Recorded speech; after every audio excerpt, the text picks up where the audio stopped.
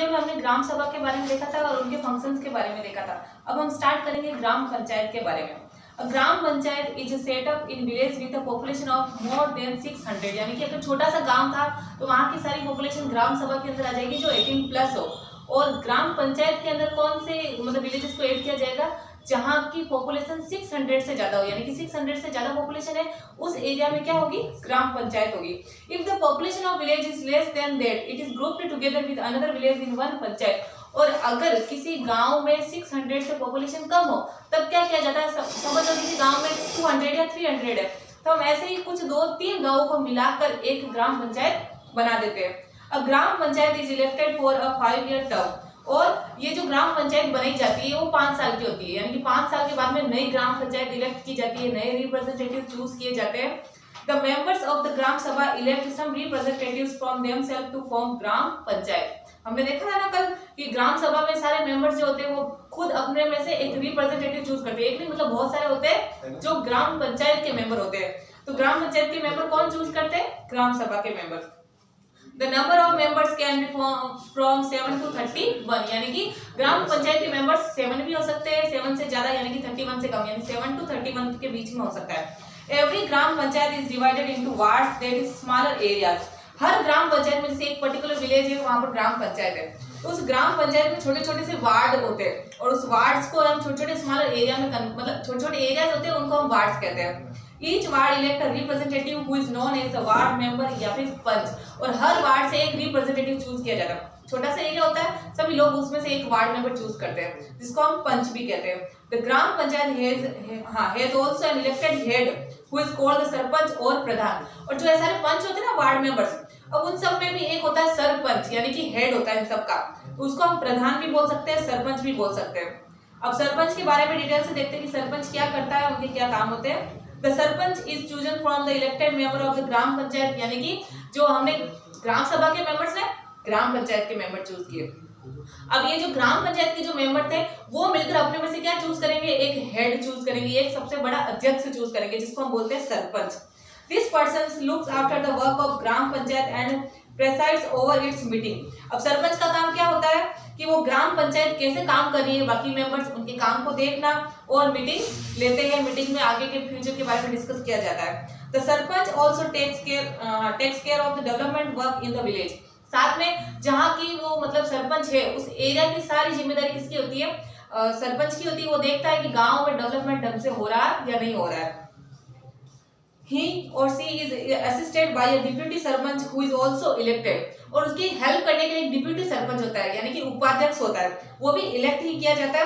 अब panchayat is elected for a period of 5 years। और ये जो पंचायत होती है इसका काम होता है 5 साल तक का अपना ड्यूटी देना। उसके बाद वापस इलेक्शन होते हैं, वापस अगर आप वापस मतलब वही पर्सन वापस इलेक्शन में खड़ा हो सकता है, या फिर अगर वो अच्छे से काम नहीं कर रहा है तो हम दूसरे पर्सन को चूज कर सकते हैं। यही डेमोक्रेसी का रूल होता है। अब होता है एक secretary. The secretary of the panchayat acts as the ग्राम सभा secretary। जो सेक्रेटरी होता है पंचायत में वो ग्राम सभा सेक्रेटरी के रूप में काम करता है। He or she is an officer employed by the government and also receive a fixed remuneration। यानी कि उसमें क्या होता है, जैसे कि हमने सरपंच और उप सरपंच का देखा, उसमें क्या करते हैं लोग खुद में से इलेक्ट करते हैं। और जो सेक्रेटरी का पद होता है ये गवर्नमेंट के थ्रू होता है, यानी कि इसके लिए आपको एग्जाम देना पड़ेगा, आपको इलेक्ट मतलब आपको अच्छे मार्क्स लाने पड़ेंगे तब जाकर आपको वो पोस्ट मिलेगी। इसलिए उस पद के लिए गवर्नमेंट की तरफ से हमें क्या मिलता है, रिम्यूनरेशन, यानी कि इनकम मिलती है, गवर्नमेंट हमको इनकम देती है। A secretary is primarily responsible for keeping a written record of the work done in the panchayat and creating its budget. Secretary का काम क्या होता है कि जो गवर्नमेंट ने जो भी काम किया उसका रिटर्न में रिकॉर्ड लिखना, इवन बजट भी बनाना, कहाँ पर कितने पैसे इन्वेस्ट करने हैं, कहाँ पर कितना किया गया, ये सब कुछ देखने का काम होता है सेक्रेटरी का। He or she also provides suggestions to the villagers on important issues such as health, development and education। यानी कि एजुकेशन से रिलेटेड हो सकता है, हेल्थ से रिलेटेड हो सकता है, रोड से रिलेटेड, लाइट से रिलेटेड, यानी गांव के विकास में जो जो मुद्दे चाहिए होते हैं उन सब से रिलेटेड उन चीजों पर डिस्कस करना, उनके ऊपर इम्प्लीमेंट करना, ये सब काम होता है सेक्रेटरी का। Functions of gram panchayat. अब ग्राम पंचायत जिसके अंदर सरपंच भी आ जाते हैं, दूसरे मेंबर्स भी आ जाते हैं, सेक्रेटरी भी आ जाते हैं, सब मिलकर गांव के लिए क्या करते हैं। Gram Panchayat does many activities like इन सबका काम है कि बड़ी स्तर पर बात करें हम या छोटे स्तर पर बात करो, जिन एरिया के वो इलेक्ट किए गए रिप्रेजेंटेटिव है उस एरिया का डेवलपमेंट मेन उनका एक एम होता है। It provides the civic facility for the village, looking after the roads, footpath, water supply and electricity. यानी कि गांव में सारी फैसिलिटी होनी चाहिए, चाहे वो इलेक्ट्रिसिटी हो, चाहे वो वाटर सप्लाई हो, चाहे वो सैनिटेशन हो, रोड हो, फुटपाथ हो, ये सारे काम उनके ऊपर होते हैं। It looks after the projects for the development of the village. Even गांव के डेवलपमेंट के लिए अलग अलग प्रोजेक्ट्स भी वो बनाते हैं। जैसे समझ लो गांव के आसपास कोई रिवर है तो वहां पर वो डैम बना सकते हैं, रिजर्वियर बना सकते हैं और इसके अलावा इरिगेशन फैसिलिटी उपलब्ध करा सकते हैं। तो ऐसे बहुत से मुद्दों पर उनका काम करते हैं वो। It takes steps for the growth of agriculture by distributing seeds which the government provides to it। यानी कि गांव में एग्रीकल्चर, गांव में मोस्टली खेती होती है तो एग्रीकल्चर से रिलेटेड उनकी मदद करवाते हैं, उनको कह सकते हैं कि हेल्प कराते हैं, उनको बताते हैं एग्रीकल्चर से रिलेटेड जो नई नई टेक्नोलॉजी आ रही है। इवन गवर्नमेंट हमें कुछ सीड्स प्रोवाइड कराती है, वो अच्छे सीड्स होते हैं जिसकी वजह से क्या होता है कि प्रोडक्शन बहुत अच्छा होता है, तो उनको वो सीड्स का यूज करने के बारे में उनको नॉलेज देना, उनको वो सीड्स प्रोवाइड करवाना। और दूसरा एग्रीकल्चर से रिलेटेड जितने भी प्रोग्राम्स और स्कीम है उनको वो सारी फैसिलिटी उपलब्ध करवाना, ये सब ग्राम पंचायत का काम होता है। It promotes cottage industries in the area. यानी कि जो छोटे छोटे लघु उद्योग होते हैं, जो छोटे स्तर पर होते हैं, यानी कि लोग ऐसे बहुत से उद्योग होते हैं ज्यादा इनकम नहीं होती उसमें, लोग अपने घर पर ही छोटे स्तर पर काम करते हैं, जैसे दरिया बनाना हो गया, जैसे कि टोकरी बनाना हो गया, राखी बनाना हो गया। तो ऐसे छोटे छोटे जो इंडस्ट्रियल एरियाज होते हैं वहां पर छोटे छोटे ऐसी इंडस्ट्री लगाई जाती है। It also keep a resistor of birth and death. आपको पता होगा जन्म प्रमाण पत्र बनता है, मृत्यु प्रमाण पत्र बनता है, तो कहाँ पे उस एरिया में कितनी डेथ हुई है, कितनी बर्थ हुई है, इन सब के बारे में भी वो कह सकते हैं रिकॉर्ड्स रखते हैं, ताकि उनको पता चले कि वहाँ की पॉपुलेशन इंक्रीज हो रही है, कम हो रही है, सब कुछ। Sources of income of gram panchayat. अब ग्राम पंचायत के काम तो हमने देख लिए, लेकिन वो काम कब करेगी जब उनके पास इतने पैसे होंगे कि वो फैसिलिटी के लिए हमारे मतलब उस एरिया के लिए वो लगा सके। अब सड़कें बनाएंगे तो सड़कें पैसे तो चाहिए, अब वो सारी इनकम उनको कहाँ से मिलती है? Collection of taxes from houses, market places.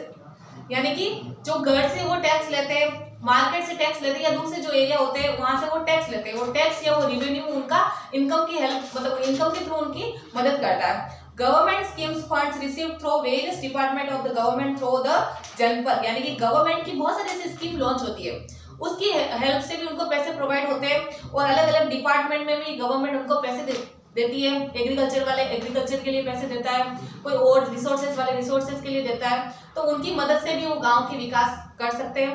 Donation for community works. यानी कि बहुत सारा डोनेशन भी उनको प्रोवाइड होता है, अलग अलग कम्युनिटी अपनी तरफ से डोनेशन देती है गाँव के लिए, तो उन पैसों को वो यूज करके अपने एरिया में डेवलपमेंट कर लेते हैं। Importance of the Gram panchayat. अब ये जो हमारी जो गवर्नमेंट, हमारे जो डेमोक्रेसी के अंदर ये ग्राम पंचायत रूट लेवल पर बनाई गई है, उसकी क्या इंपॉर्टेंस है?